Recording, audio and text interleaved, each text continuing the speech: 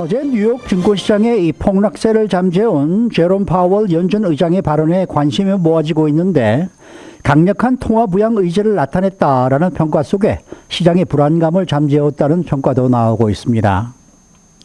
다만 자산 매입을 기존대로 그대로 유지한다는 뜻을 분명히 하면서도 확대하겠다라는 언급은 하지 않았고 국채 금리에 대해서도 직접적인 발언을 하지 않아 인플레이션 우려에 대한 일말의 의구심을 남겼다는 해석도 나오고 있습니다. 도널드 트럼프 전 대통령이 두 번째 탄핵 위기를 벗어났지만은 납세 자료를 뉴욕 검찰에 제출하라라는 하급심의 판결을 거부해달라는 요청이 연방 대법원에 의해 기각이 되면서 이 탈세 의혹 등에 대한 수사 가능성이 제기되고 있습니다. 공화당 유권자들의 이탈이 심화되고 있는 가운데 트럼프 전 대통령이 신당을 창당하면은 공화당을 떠나 합류하겠다는 사람들이 상당한 정도에 달한다는 여론조사 결과가 나왔습니다. 오늘은 이러한 소식들을 정리합니다. 자, 주영수 국장. 안녕하십니까. 네. 어제는 제롬 파월 연준 의장이 그야말로 시장의 슈퍼맨 역할을 톡톡히 해낸 것 같습니다. 그렇습니다. 이 주식시장이 어제 시작하자마자 뭐 이 시간에도 전해드렸지만 3대 지수가 폭락하면서 네. 정말 그 투자자들 비명소리가 여기저기서 들려오는 듯 했는데요. 제롬 파월 연준 의장이 어제 연방상원은행위원회에서 증언할 예정이었기 때문에 네. 무슨 내용을 어떻게 얘기할지가 사람들의 초미의 관심사였습니다. 네. 그렇게 막 폭락하는 상황 속에서 제롬 파웰 연준 의장이 이제 유일한 희망, 정말 유일한 동아줄이었고요. 만약에 제롬 파웰 연준 의장마저 뭐 미적지근한 발언을 했다거나 시장의 기대에 찬물을 끼얹는 발언을 했다고 그런다면 아마 어제 엄청난 그런 이 상황이 벌어졌을 수가 있는데 이 연준 의장이 그래도 어제는 시장의 어떤 수호신 역할을 했다 이렇게 볼 수 있어요. 연준 의장이 이제 어떤 시그널을 보이는지에 따라서 주식시장 폭락이 계속될지 아니면 반전이 될지가 결정되는 상황이었는데 어제는 뭐 사실 유일한 동아줄이라고 말씀드렸지만 연준 의장 외에는 시장이 더 이상 기댈 곳이 없었는데 그 제롬 파월 연준 의장이 시장이 기대했던 역할을 제대로 해줬다 이렇게 말씀드릴 수 있을 것 같아요. 일단 강력한 통화 부양 의지를 분명하게 확인했습니다. 그래서 계속 경기 부양을 할 것이고 심지어 뭐 미국이 지금 경제가 좋아지고 있다고 하는데 뭐 제롬 파웰 의장은 그렇게 보진 않는다고 했지만 설사 미국 경제가 좋아진다 하더라도 팬데믹 이전의 상황으로 돌아가서 경제 전망이 개선된다 하더라도 제로 금리는 당분간 계속될 것이다 이렇게 강조했어요. 그러니까 그게 수치상으로는 그렇게 돌아간다 하더라도 안정이 되려면 시간이 필요하다 이제 그런 얘기였고요. 기준금리를 선제적으로 올려야 할 정도로 인플레이션이 심각하지는 않을 것이다 이렇게 또 전망을 했어요. 그래서 인플레이션에 대한 우려가 지금 계속 나오고 있지만 자기는 그렇게 인플레이션에 대해서 걱정하지 않는다 이제 이런 얘기를 했고 이런 그 제롬 파웰 그 의장의 발언 내용들이 알려지면서 시장이 비로소 안정을 찾았고요. 회복세를 보였습니다. 그래서 어제 시작은 정말 전쟁과도 같았는데 마감은 평화롭게 끝날 수가 있었고 오늘도 사실은 하락세로 출발했는데 지금은 3대 지수가 다 플러스가 됐어요. 다 플러스 됐죠. 다우존스가 0.91%가 지금 오르고 있고요. S&P 500이 0.75% 그리고 나스닥도 0.53%. 그래서 모처럼 3대 지수가 녹색, 그린을 지금 나타내고 있는데 아무튼 어제 제롬 파웰 연준 의장의 역할이 굉장히 컸다. 이렇게 말씀드릴 수 있습니다. 근데 어제 발언 중에서도 그 제로 금리를 유지하겠다는 것을 분명히 한 것 이것이 아주 좀 더 영향을 주지 않았을까 이런 생각이 들어요. 맞습니다. 이 제롬 파웰 연준 의장이 제로 금리를 계속 유지하겠다는 것을 아주 명확하게 밝혔습니다. 앞서도 말씀드렸던 것처럼 가장 인상적이었던 건 경제가 좋아져도 당분간 제로 금리가 유지된다고 언급한 부분이었는데, 그러니까 제롬 파웰 연준 의장이 그렇게 얘기한 이유는 경제가 뭐 외형적으로 또 수치상으로는 뭐 생각보다 빨리 좋아질 수도 있겠지만 그러나 내면을 봐야 된다는 거고요.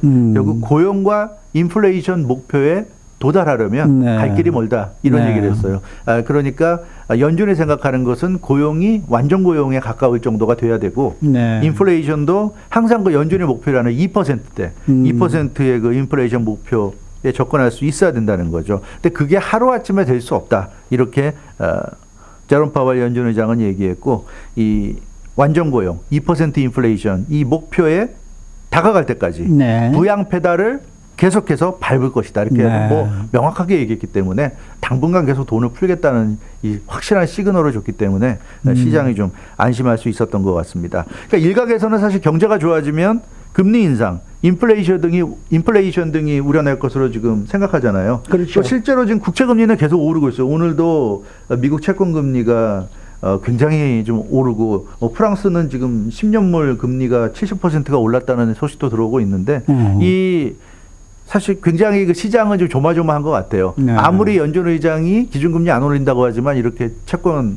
이 금리가 오르게 되면 이게 결국 인플레이션에 영향을 줄 수 있고 인플레이션이 되면 연준에서도 도리 없이 결국 그 금리를 올릴 수밖에 없죠. 올릴 수밖에 없고 시중에 풀었던 돈을 걷어들일 수밖에 없는데 예, 그냥 그런 부분에 대해서 좀 아직도 사실 일말의 의구심은 있다고 볼 수 있지만 그래도 어찌됐건 제롬 파웰 의장은 확실하게 그 부분에 대해서는 아니다 했으니까 일단은 믿어야 될 것 같습니다. 근데 인플레이션에 대한 우려도 좀 이 네. 사람이 좀 잠을 그렇죠. 재웠다 이렇게 네. 이런 생각이에요. 그렇습니다. 사실은 재정 이 부양안, 경기 부양안이 초대형으로 지금 1조 5천억 달러가 이제 진행이 될 것이고요. 여기에 백신 접종에 따라서 네. 백신 접종이 지금 활발하게 이루어지고 있고 앞으로 뭐 존슨앤존슨도 이제 이번 주에 FDA 승인을 받고 이러면 더욱더 백신 접종이 활발해질 것이고 그러면 경제 활동이 점점 더 정상으로 돌아갈 거예요. 예, 그러면 인플레이션이 치솟을 것이다. 네. 시중에 돈이 많이 풀렸고 또 앞으로도 많이 풀 텐데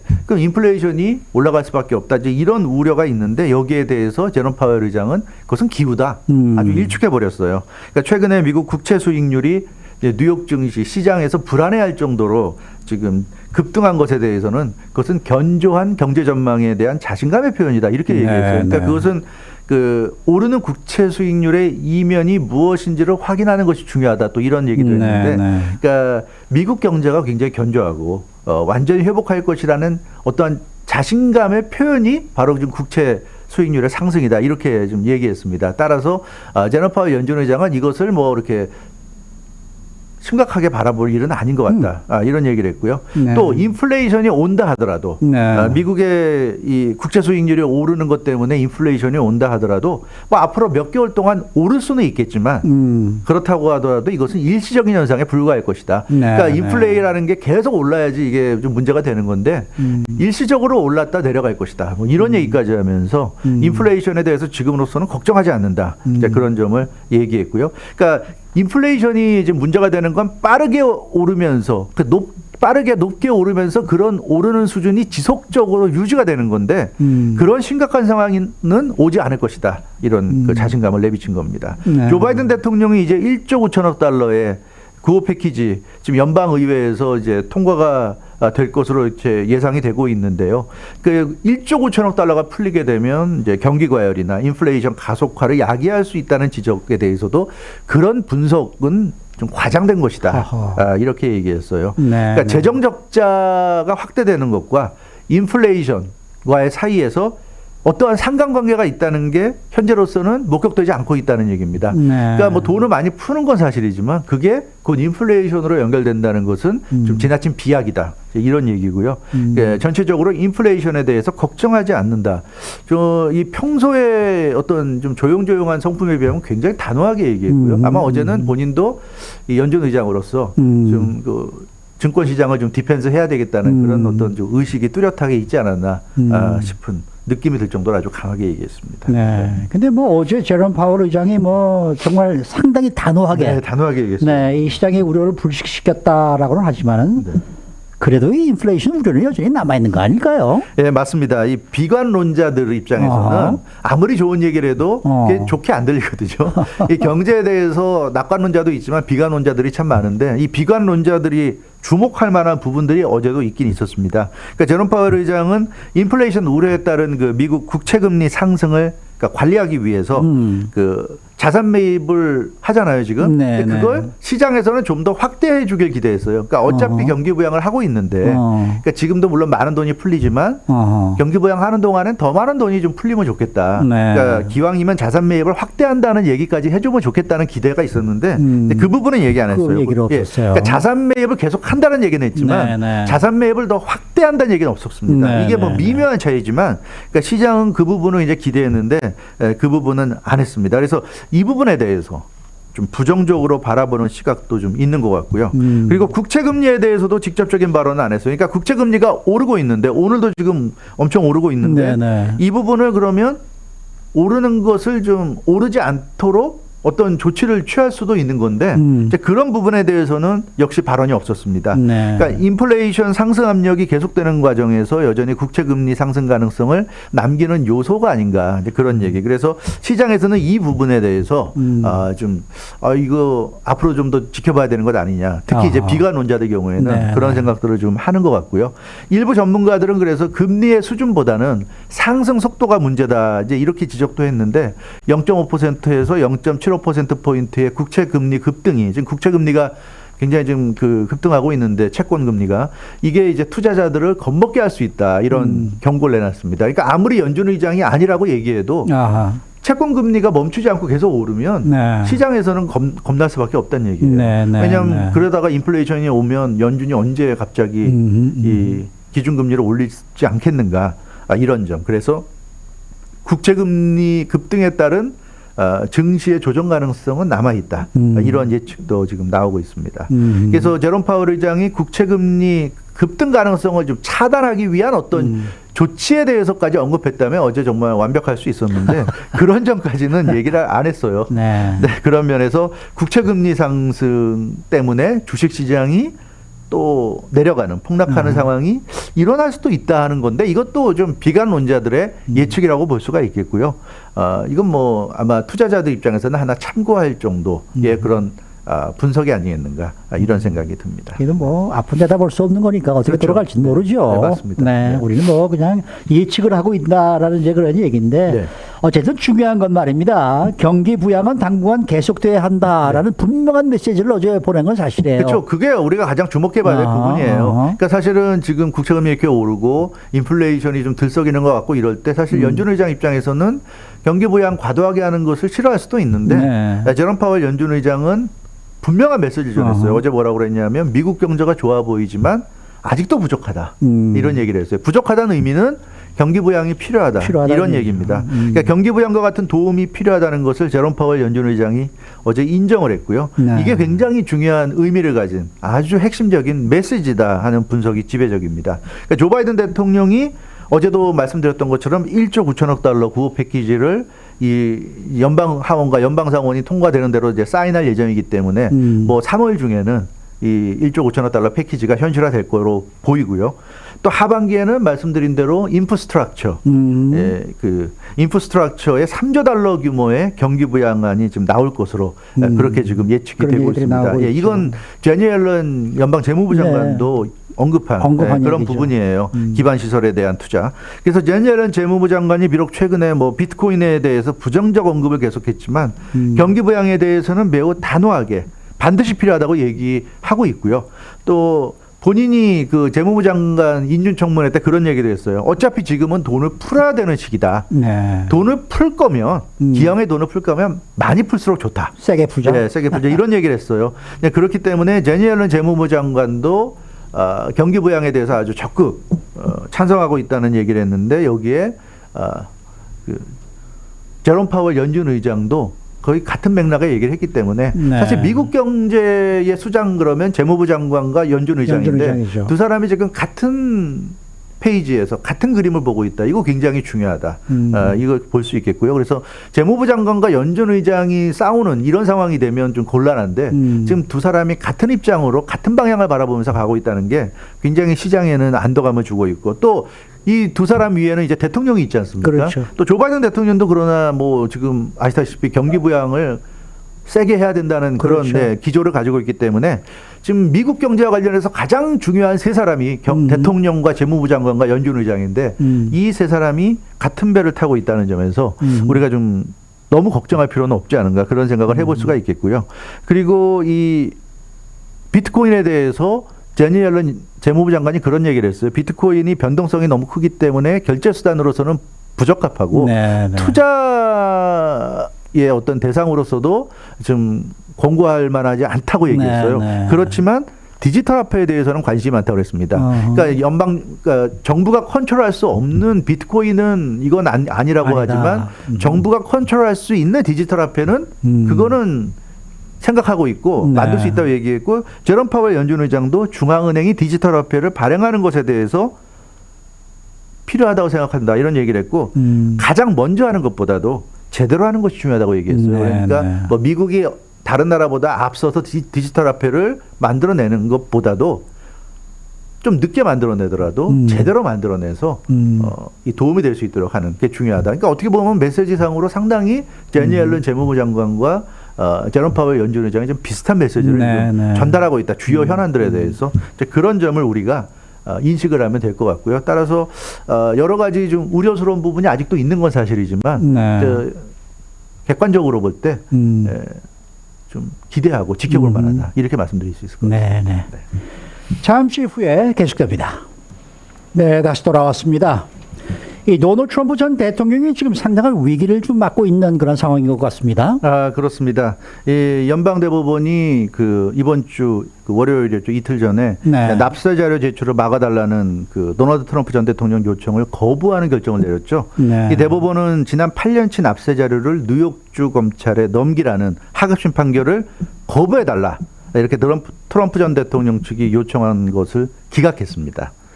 앞서 뉴욕주 맨해튼의 연방 검찰은 이 트럼프에게 법인이죠. 마자스 USA의 트럼프 대통령 개인은 물론 트럼프 그룹의 8년치 납세 자료를 제출하라고 요구했는데요.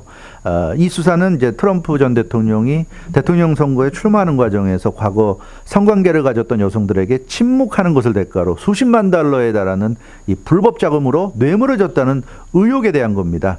그 부분에 이제 수사를 하고 있는 건데 트럼프 전 대통령 측은 검찰 요구에 반발해서 소송을 제기하면서 맞섰는데 1심과 2심에서 패했어요. 그래서 네. 이제 연방 대법원까지 가서 이 자료 제출 요구, 검찰의 자료 제출 요구를 막아달라고 부탁했는데 결국 대법원에서도 받아들이지 않은 겁니다. 네. 그러니까 이제 자료 제출을 해야 하는 그런 상황이 돼버렸어요.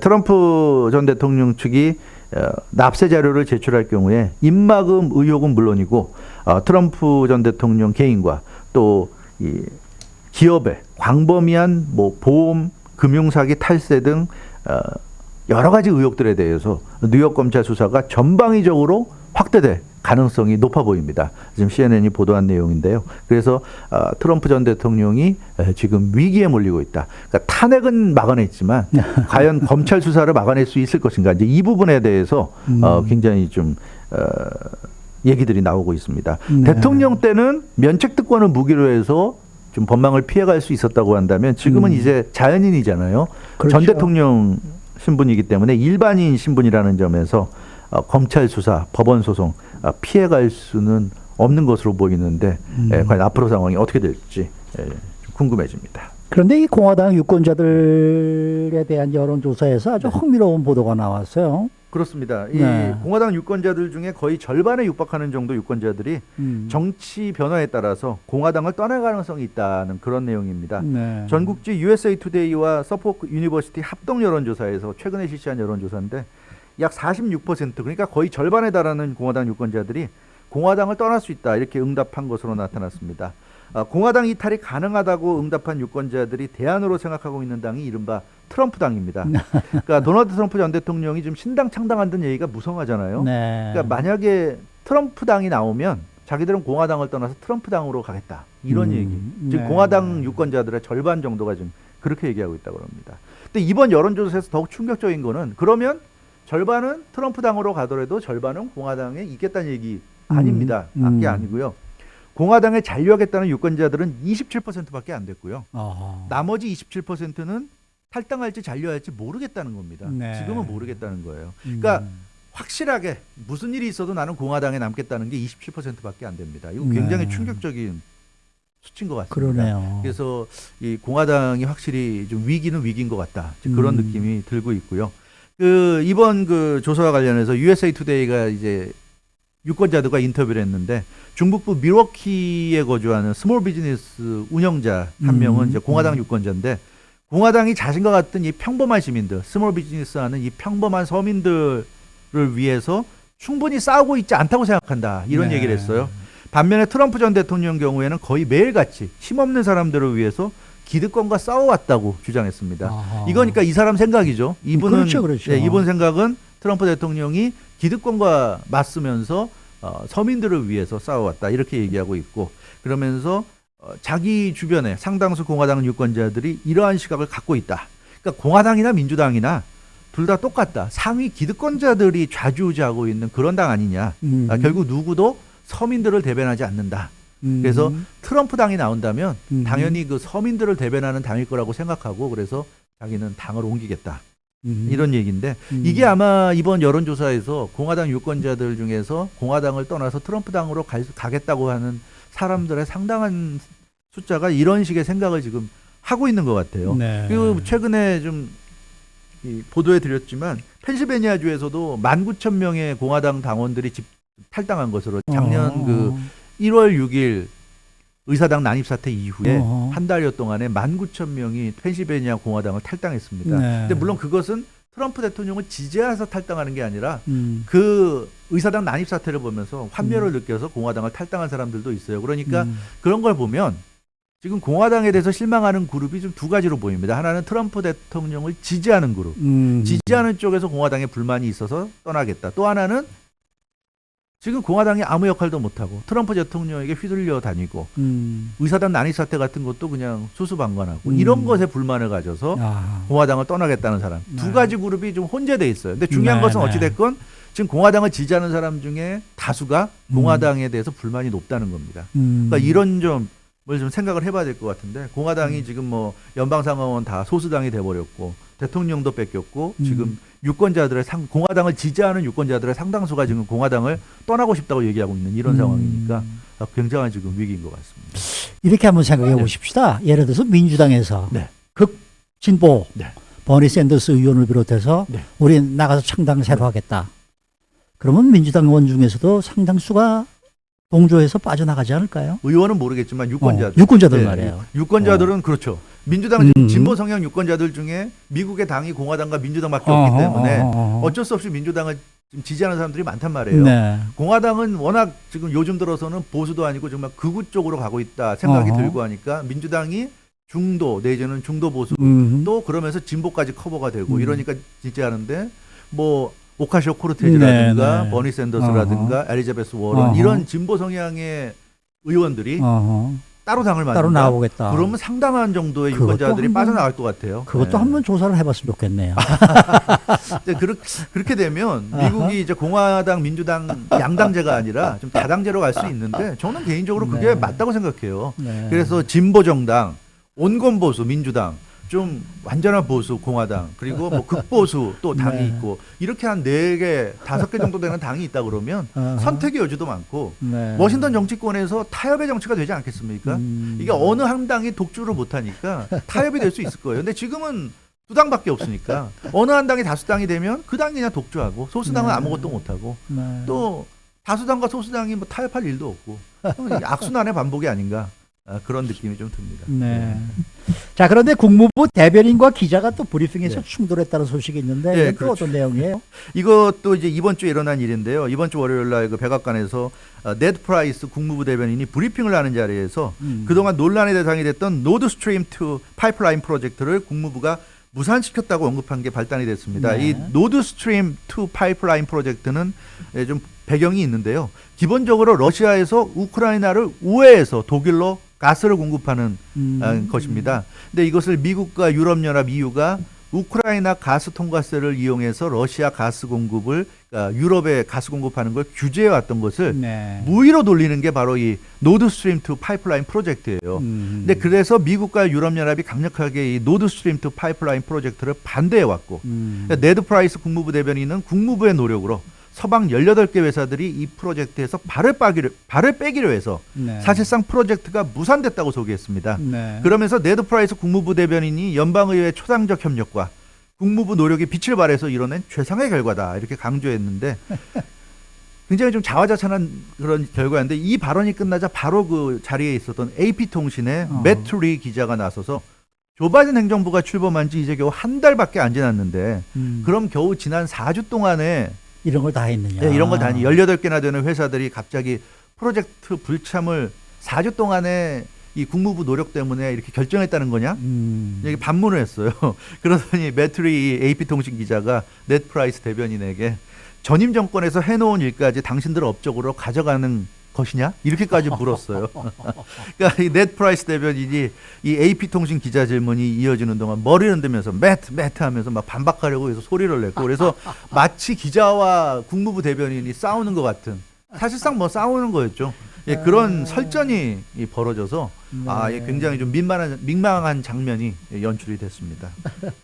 근데 조 바이든 대통령 취임 이후에 의외로 기자들과 충돌이 많이 난 거거든요. 많이 나고 있죠. 네? 이게 지금 처음이 아닙니다. 지난 대선에서 조 바이든 대통령 선거 캠페인에서 공보 담당자로 활약했고 조 바이든 대통령이 취임한 이후에 백악관에서 부대변인으로 근무해왔던 TJ 터클로 부대변인이 그 지난 13일 토요일에 전격 사임을 했죠. 이 소식을 주말에 전해드린 기억이 나는데 대통령 선거 캠페인 시절에 공보 담당자로 그러니까 기자들을 상대하는 일을 하다가 인터넷 매체 악시오스 기자와 연인 사이로 발전을 했습니다. 근데 여기에 대해서 정치 전문 매체 폴리티코가 취재를 했고요. 그러니까 TJ 터클로 백악관 부대변인이 폴리티코 백악관 출입 기자에게 여기자였는데 폭언을 한 겁니다. 그러니까 폴리티코의 다른 기자가 자신의 그 러브 스토리 기자와의 러브 스토리를 취재하자 백악관에 출입하던 폴리티코 여기자에게 전화로 협박을 했는데 너를 파괴하겠다. I will destroy you 막 이러면서 굉장히 심하게 위협을 가했고요. 또 심지어 백악관 출입 폴리티코 기자가 여기자였는데 내가 다른 여기자와 사귀니까 질투가 나냐 뭐 이러면서 성희롱적인 막말까지 퍼부은 것으로 이렇게 드러났어요. 그런데 이제 백악관이 일주일 그 업무 정지 징계를 내린데 그치자 이제 많은 논란이 일어났고 여기에 대해서 많은 비판이 일어나자 결국 자진 사퇴했습니다. 완전히 그 물러난 거예요. 부대변인 자리에서. 근데 이게 왜 논란이 됐냐면 조 바이든 대통령이 취임 첫날 백악관 직원들에게 얘기했죠. 동료들이나 출입하는 사람들에게 문제 일으키면 무조건 해임하겠다. 농담이 아니다. 강력히 경고했어요. 저도 이 뉴스를 본 기억이 나는데 근데 TJ 터클로 케이스에서 그런 대통령의 말이 지켜지지 않았다는 거죠. 그래서 백악관 브리핑에서 그 기자들이 그 부분을 질문했는데 젠 사키 대변인이 왜 대통령 약속이 지켜지지 않느냐는 질문에 횡설수설하면서 제대로 답변을 못했습니다. 그래서 백악관 출입 기자들 입장에서는 젠 사키 백악관 대변인이 원칙대로 일을 처리하는 게 아니라 제 식구 감싸게 하는 그런 인물로 보였고요. 그래서 대통령 임기 시작하자마자 이 TJ 터클로 파문은 그 백악관 대변인실에 큰 상처를 입힌 것으로 평가가 됐습니다. 근데 또 이 엊그저께 국무부 대변인이 백악관에 와서 브리핑을 하다가 또 이렇게 기자와 충돌하는 일이 벌어졌는데요. 이게 참 글쎄요. 이 트럼프 대통령 시절에도 사실 트럼프 대통령이 언론과 기자들과 사이가 안 좋았는데 조 바이든 대통령은 워낙 평생을 정치인으로 활동했고 그래서 언론과 사이가 좋을 거라고 생각했는데 의외로 지금 시작하고 이제 뭐 한 달 정도 이제 취임하고 한 달 정도 지났는데 계속 이렇게 지금 문제가 생기고 있네요. 그래서 이게 과연 어떻게 될런지 뭐 초반에 어떤 좀 해프닝 정도로 볼 수도 있겠지만 무언가 좀 대응하는 게 좀 답답해 보이는 그런 면은 있는 것 같습니다. 이 매트리 AP통신 기자가 저도 이 영상 봤지만 굉장히 공격적으로 거칠게 좀 국무부 대변인을 몰아붙였는데 그러니까 두 사람의 지금 대결은 어떻게 끝난 거예요? 지금 그냥 그렇게 해서 끝나버렸어요. 그냥 아직 컨티뉴 되고 있다고 봐야 되는데 사실은 지난주 금요일에 조 바이든 행정부가 러시아 선박과 파이프라인에 제재를 가했다면서 이 노드스트림 2 파이프라인 프로젝트가 성사되지 못하도록 역할을 했다고 좀 홍보했습니다. 그러니까 이게 자신들이 잘해서 이렇게 됐다는 식으로 했는데 그러니까 이게 트럼프 전 대통령 시절에 추진되던 핵심 그 대응책이었어요. 러시아가 유럽으로 우크라이나를 우회해서 가스를 보내는 것을 막기 위한 핵심 대응책이 바로 이런 것이었는데 이것을 결국 조 바이든 대통령이 취임하고 나서 이런 이제 결과가 나오게 된 것을 전임 정권을 전혀 언급하지 않으면서 좋은 결과가 나왔다 이렇게 얘기하니까 마치 좀 전임 정권 업적을 가로채기 한 건 아니냐는 논란이 있었는데 또 국무부 대변인이 브리핑에서 또 그런 식으로 얘기하니까 이제 AP통신 기자가 좀 굉장히 거칠게 지적한 것 같은데요. 뭐 아시다시피 백악관 출입 기자들이 트럼프 대통령과 사이가 안 좋았잖아요. 근데도 또 이렇게 조 바이든 대통령 취임하자마자 이렇게 또 이런 모습 보이는 거 보면 참 흥미롭습니다. 저는 굉장히 조 바이든 대통령 4년 동안에는 백악관 출입 기자들하고 굉장히 좋은 관계가 유지될 거라고 생각했어요. 예전 같은 트럼프 대통령 시절과 같은 그런 모습은 안 보일 줄 알았는데 의외로 이렇게 초반부터 계속 좀 삐걱거리고 이런 모습이 나오고 기자는 기자니까요. 수고 많으셨습니다. 주영수 국장이었습니다.